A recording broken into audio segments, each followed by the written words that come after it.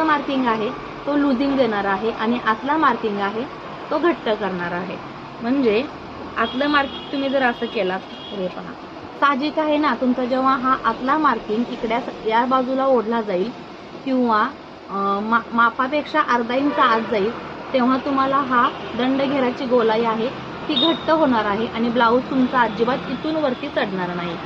So fitting करताना तुमचं हे एका रेषेमध्ये जेव्हा मेजरमेंट येईल तेव्हा तुमचा ब्लाऊज फिटिंगला छान बसणार आहे आणि काखेमध्ये किंवा मुंड्यामध्ये अजिबात घोळ येणार नाही.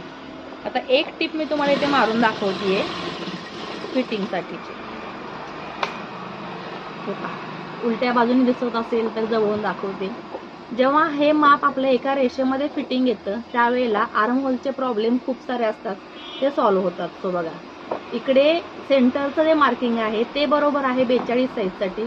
साईज 42 असो, 40 असो, 38 असो, 36 असो किंवा 44 असो, साईज किती असो, माप घेताना ज्या तुम्हाला मी टिप्स सांगितलेल्या आहेत त्या तुम्ही जेव्हा लक्षात ठेवाल तेव्हा तुमच्या ब्लाऊजचं फिटिंग छान येणार आहे. क्लायंट हेल्दी असो किंवा बारीक असो, तुम्हाला त्याच्या ब्लाऊजच्या फिटिंगमध्ये हा आर्म होलचा जो प्रॉब्लेम आहे, घोळ येणं, चुन्या येणं किंवा हा होणार नाही. आता इथे जर लुजिंग